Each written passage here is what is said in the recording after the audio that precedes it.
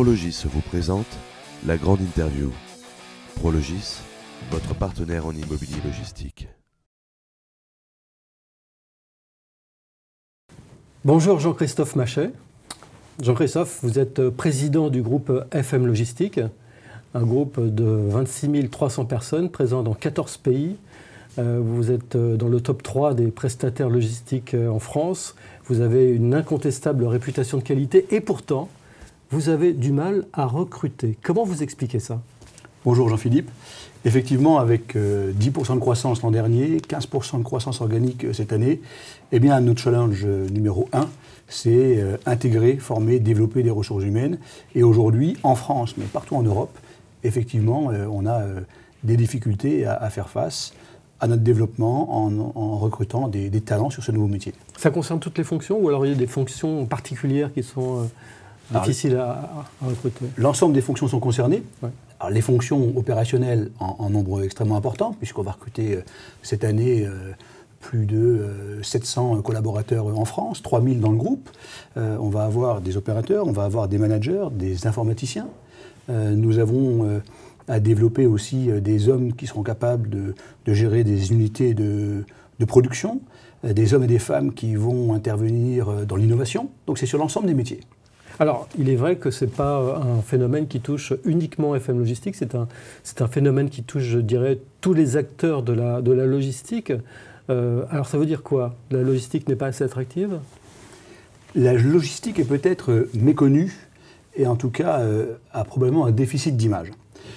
L'ensemble des acteurs de la supply chain, nos confrères, les prestataires, tous, je crois, nous avons à faire face à ce déficit d'attractivité de notre secteur, alors qu'on propose des évolutions de carrière, alors qu'on propose des formations en interne, alors que la logistique qui n'était pas connue hier, parce que la logistique hier c'était la main invisible qui faisait que le produit il allait finalement de l'usine à l'entrepôt au linéaire. Et le consommateur ne se posait pas la question de comment ce produit il arrivait au linéaire. Aujourd'hui, eh bien, la supply chain s'invite dans notre quotidien, nous qui achetons sur Internet, à la fin de chaque acte, eh bien, on doit prendre la décision sur comment on se fait livrer.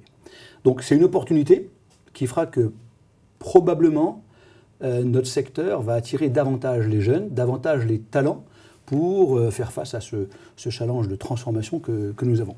Mais alors, comment la rendre plus attirante, plus sexy, justement, pour des jeunes qui cherchent du travail et qui, finalement, pourraient très bien trouver un emploi qui leur convient sur vos plateformes, dans vos bureaux ?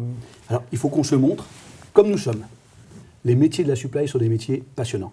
C'est des métiers qui bougent, qui évoluent, qui intègrent une dimension humaine et une dimension technologique. C'est la combinaison des flux d'informations avec les flux physiques. Et peut-être que l'ensemble des acteurs, nous devons davantage communiquer sur notre métier, sur les opportunités de développement, ouvrir les portes de nos entreprises et aller, comme on essaye de le faire, FM, mais pas que, l'ensemble de nos confrères le font également, aller davantage vers le monde estudiantin, comme on peut faire lorsqu'on réalise des Fasterman Challenge, où on a, comme l'an dernier, 600 étudiants qui participent à un challenge qui est comment les objets connectés demain vont-ils impacter la supply chain. Alors c'est quand même étonnant dans un pays qui compte plus de 3,5 millions de chômeurs aujourd'hui que des entreprises comme les vôtres en soient à se demander comment attirer ces jeunes. Alors est-ce qu'il n'y a pas aussi une responsabilité, j'allais dire, des pouvoirs publics ? Est-ce que le monde politique sait suffisamment que la logistique est un secteur qui crée de l'emploi tous les ans ? Alors là effectivement, certainement que le monde politique devrait comprendre que la supply chain peut devenir une vraie industrie en France. La supply chain et les acteurs, les prestataires logistiques, peuvent devenir un premier de cordée. J'en suis persuadé. Il faut qu'on arrive à, ensemble, État, organisation, partenaires et prestataires logistiques que nous sommes, il faut qu'on arrive à associer nos forces et qu'on puisse aller chercher dans des villes, des régions où il y a 15% de chômage. Lens, il y a encore 15% de chômage. Saint-Dié, dans le 88, il y a encore 15% de chômage. C'est une responsabilité collective que nous avons avec les pouvoirs publics pour aller au contact de ces populations en difficulté, sans activité, et leur montrer qu'il y a une lumière là. Il y a une lumière, ce sont nos activités logistiques, où nous et nos confrères, nous créons des emplois. Il y a 20 000 emplois en attente de candidats aujourd'hui dans la logistique. Nous allons créer, je pense, 110 000 emplois en France cette année, au niveau de l'ensemble de la profession. Donc, il y a besoin de constituer cette passerelle. Cette passerelle entre des hommes et des femmes qui recherchent une activité et le monde professionnel. Pour nos activités, j'en discutais avec un confrère il y a très peu de temps, on a d'abord besoin de voir des hommes et des femmes qui nous rejoignent avec de l'envie, avec du courage, et après, grâce à nos structures de formation interne, on sait développer les compétences, on sait développer l'envie. Donc, en tant que chef d'entreprise, en tant que citoyen simplement de notre superbe France, j'aimerais qu'on puisse aider ces 500 000, il y a 500 000 jeunes de moins de 25 ans au chômage aujourd'hui. J'aimerais les aider, en tout cas pour une partie, à ce qu'ils traversent de l'autre côté de la rue pour aller chercher un emploi. Et je suis prêt, nous sommes ensemble, donc je vous le dis, moi je serai prêt à dire, eh bien, sur les 750 emplois qu'on va créer cette année en France, et puis encore l'an prochain, on en réserve 100 qui sont destinés à ces jeunes hommes, jeunes femmes, sans activité, et ça 500 000, hein, sans activité, qu'on intègre chez nous et que l'on forme pour trouver un nouveau métier. Mais ça, l'entreprise seule ne peut pas le faire. Et c'est là où on a besoin de la coopération de notre ministre de tutelle, de notre ministre du Travail, pour trouver des dispositifs et coopérer entre État, entreprise, pour mettre en place cette passerelle. Mais justement, quand on parle, vous avez tout à l'heure prononcé le mot de supply chain, est-ce que quand on parle de supply chain à un élu, on a l'impression des fois qu'on dit un gros mot? Enfin, est-ce que franchement, c'est un terme qui pourtant aujourd'hui occupe une place importante dans les entreprises, qu'elles soient industrielles ou distribution, mais on a l'impression que la supply chain n'est pas connue, alors du grand public, mais également des élus qui nous gouvernent. Mais c'est vrai, parce que la supply chain, elle vient du transport, elle vient de métiers qui sont méconnus, qui parfois, auxquels on associe des nuisances. Mais on est très loin aujourd'hui de tout cela. Le transport, aujourd'hui, il est green. La logistique, elle est innovante, elle est technologique. Donc nous avons finalement la communauté supply chain, et eh bien, Supply Chain Village va contribuer à cela. On a à faire connaître ce métier. On doit, nous aussi, rencontrer les élus pour leur expliquer en quoi la supply chain est structurante. Et on a un bel exemple à prendre, peut-être. Moi, j'invite les pouvoirs publics à regarder de quelle manière les Pays-Bas ont fait de la supply chain et de la logistique une de leurs industries.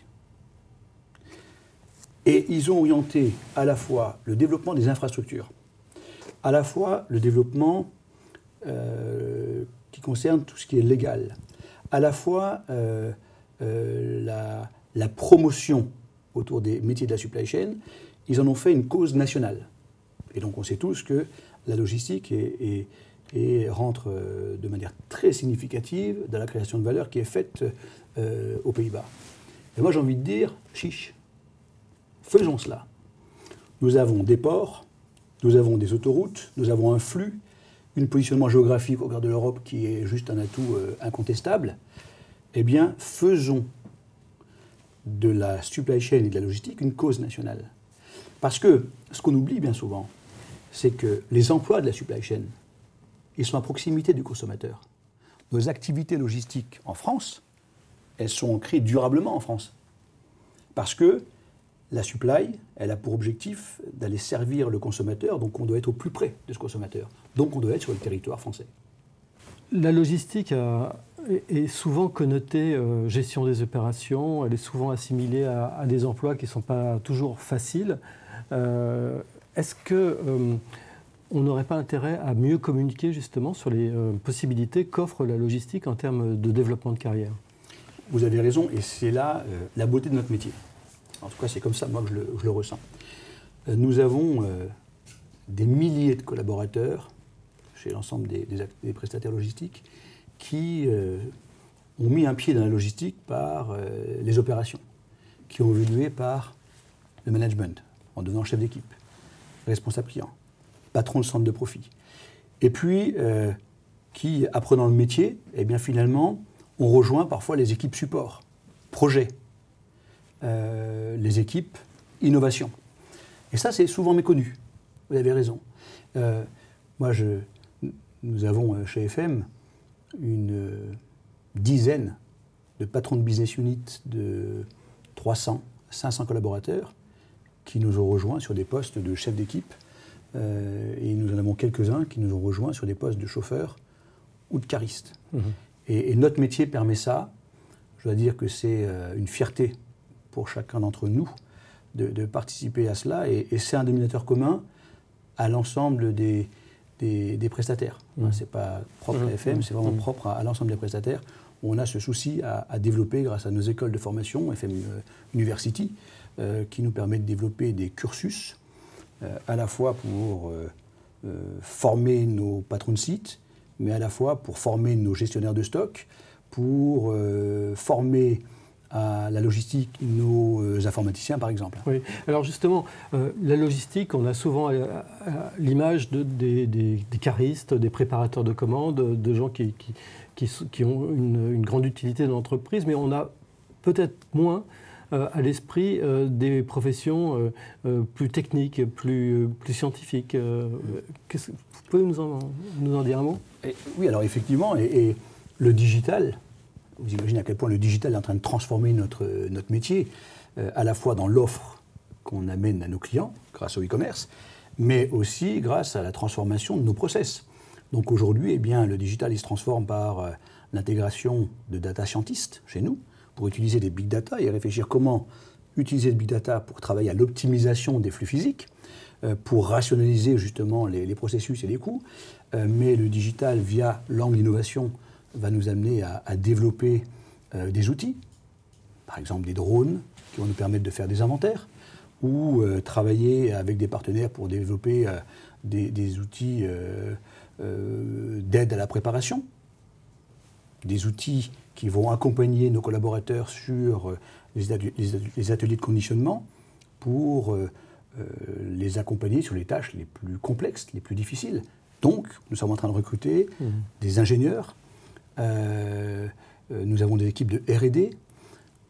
Grâce à l'Open Innovation, on coopère avec des chercheurs, avec des partenaires extérieurs, pour mobiliser finalement toute une communauté qui se tourne vers comment opérer demain ce métier avec une plus grande efficacité et en mobilisant les technologies nouvelles. Donc effectivement, on recrute de nouveaux profils qui ont un terrain de jeu aujourd'hui vierge et qui est en train de se développer dans nos entreprises. Ouais.